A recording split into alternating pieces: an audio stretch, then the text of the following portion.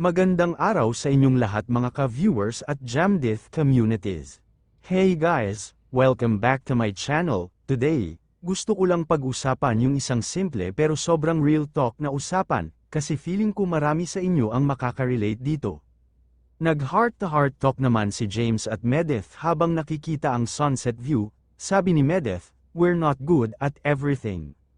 At nung una, parang ang bigat pakinggan, di ba? Pero if you think about it, totoo naman, hindi tayo laging magaling sa lahat ng bagay. Minsan kahit anong effort natin, may mga bagay na talagang hindi natin forte, and that's okay. Kasi we all have our own strengths and weaknesses. Hindi mo kailangang i-pressure yung sarili mo na maging perfect sa lahat ng aspeto ng buhay.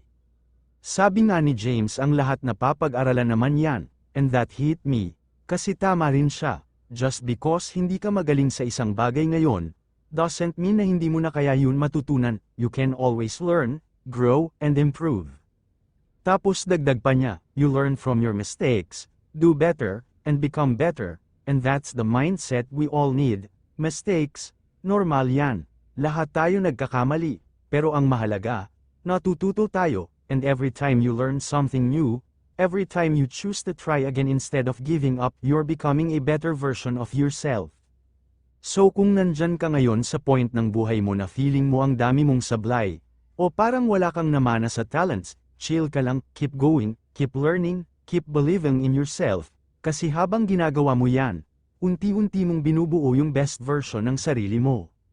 Remember, you don't have to be good at everything, just be willing to grow, and that makes all the difference.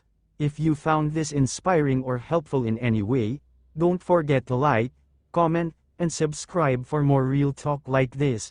See you on my next vlog. Maraming salamat po sa inyong lahat.